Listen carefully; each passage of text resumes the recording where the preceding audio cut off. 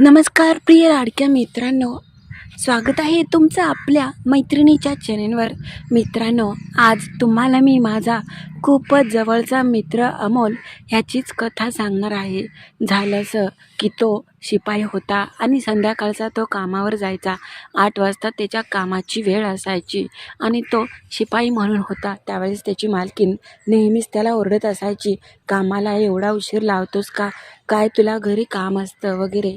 त्यावेळेस मात्र त्याला खूपच वाईट वाटायचं.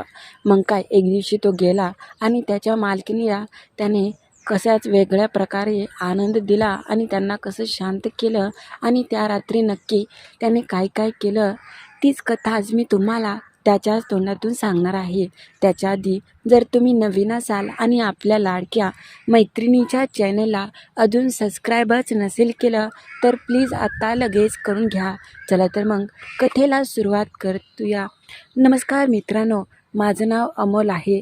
मित्रांनो, मी तसा गावाकडे राहणारा, मात्र मला व्यायामाचं खूप आवड होती. मी स्वतःला व्यवस्थित ठेवलं होतं पहिल्यापासून आणि आता मी चांगलाच देखणा आणि रुबाबदार झालो होतो.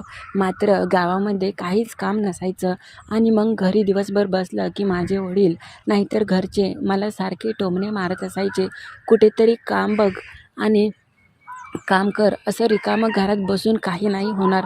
त्यावेळेस मला पण त्यांचं म्हणणं समजलं होतं, मात्र मला कामच कुठेच भेटत नव्हतं. मी काय करू हेच मला समजत नव्हतं.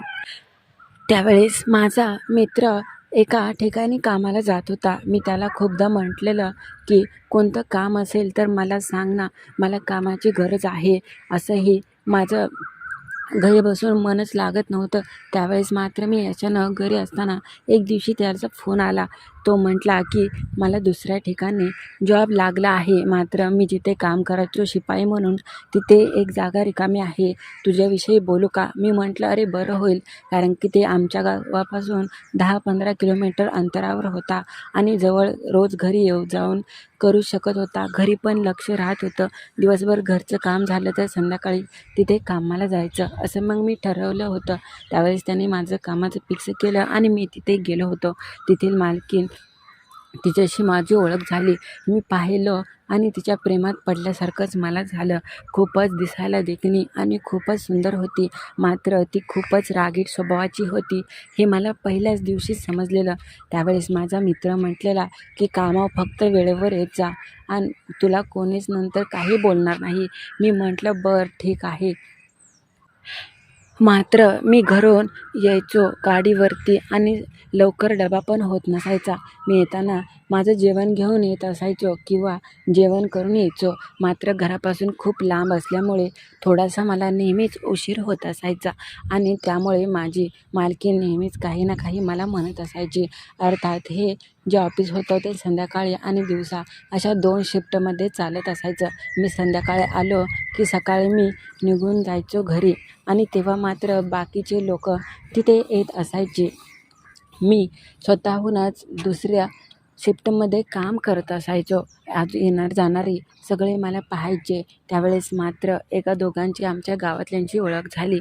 त्यावेळेस एक दिवशी असंच मी जात असताना माझ्या जुन्या ओळखीची एक माझी गावातली मैत्रीण दिसली आणि मी तिला खूप वेळ बोलत थांबलो होतो. मला वेळेचं भानच नाही राहिलं. मात्र मी तिथे गेलो. मालकीण माझीच वाट पाहत होती.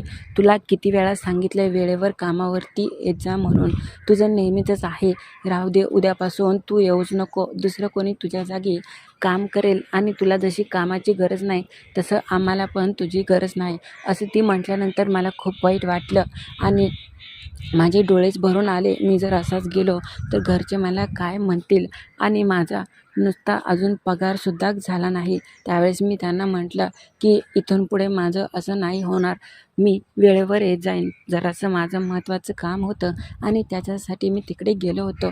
मात्र ती मला खूपच ओरडली. मात्र त्याच्यानंतर मी वेळेवर तिथे यायला लागलो. ती म्हटली वेळेवर येत असाल तरच कामावर थांबा, त्यावेळेस मात्र मी रोज जाताना तिला पाहायचो आणि हळूहळू मला ती आवडू लागली होती.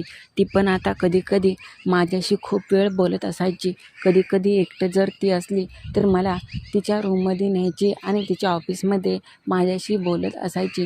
त्यावेळेस मला पण खूपच चांगलं वाटायचं, कारण की ती जास्त काही कामावर यायची नाही. आली तर अर्धा एक तास नुसतं पाहणीसाठी यायची आणि नंतर घरी निघून जायची. तिथं सगळं ऑफिस होतं, त्यामुळे ती स्वतः काम करत नसायची. कधीतरी ती येत असायची. त्यावेळेस मात्र एक दिवशी झालं असं की ऑफिसमध्ये कोणी नव्हतं आणि मी एकटंच होतो. तिचं काहीतरी महत्त्वाचं काम होतं, त्याच्यासाठी ती आली होती. त्यावेळेस मी म्हटलं, "मॅडम, तुम्ही आज काय कसे आलात? कारण की तुम्ही ह्या टायमिंगला येत नाही." संध्याकाळचे 10 10:30 वाजले असतील.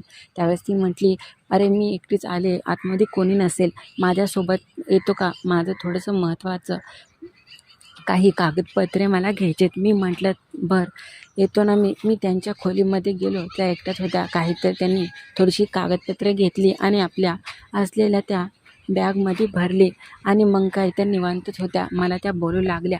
वातावरण खूपच असं वेगळं होतं. बोलता बोलता त्या मला म्हटल्या की, "तुला एक बोलू का? रोज तू इथे काम करतो, तुला कोणी मैत्रीण वगैरे नाही का? तुला घरचे वगैरे नाहीत का तुला?" त्यावेळेस मी म्हटलं, "अहो नाही, अजून मी असं कोणी नाही, माझी घरी एवढं कोणी वाट पाहणारं." त्यावेळेस तिला समजलं असेल नक्की मला काय म्हणायचं आहे. त्यावेळेस मला ती बोलू लागली. मला पण तिच्याशी बोलणं खूपच आवडू लागलं. त्यावेळेस ती म्हटली, "तुला एक बोलू का?" मी म्हटलं, "बोला ना." गेली कित्येक दिवस मी पण एकटीच आहे. मला पण खूप इच्छा होते आणि मी एकटीच राहते. त्यामुळे मला रात्रीचं असं वाटतं की कोणीतरी माझ्याजवळ असावं आणि त्यांनी मला रात्रभर प्रेम करत असावं. त्यावेळेस मी म्हटलं, "म्हणजे?" मी समजून पण न समजल्यासारखं केलं. त्यावेळेस ती डायरेक्ट म्हटली, "मला शांत करशील का? मात्र कोणाला काही बोलणार नसेल तर. तुला जर मी नसेल आवडत तर तशी सांग." त्यावेळेस मी म्हटलं, "नाही, नाही. तुम्ही मला खूप दिवसापासून आवडता. मात्र मी कधी हिंमत नाही केली की तुम्हाला असं विचारायला." मग काय, आता आम्ही दोघं एकमेकांना खूप वेळ बोलत होतो आणि बोलता बोलताच माझी खूपच इच्छा झाली. त्यावेळेस ती म्हटली, "जवळ ये इथे." आणि मग काय, हो चालू. मी पण मग काय त्या टेबलवरच तिला मिठीत घेतलं आणि झालो ना चालू. कशाचंच भान राहिलं नव्हतं आणि ही वेळ संध्याकाळची होती. शक्यतो इथं आज सुट्टीचा दिवस असल्यामुळे कोणी येणार नव्हतं, हे मात्र खरं होतं. आता मी थांबत नव्हतो आणि मी सुरू झालो. त्यावेळेस ती मला म्हटली की, "तुला पहिल्या दिवशी पाहिलेलं त्यावेळेसच माझं मन आलं होतं. मात्र काय करणार ना, असं मी डायरेक्ट बोलले असते तर तुला वेगळं वाटलं असतं."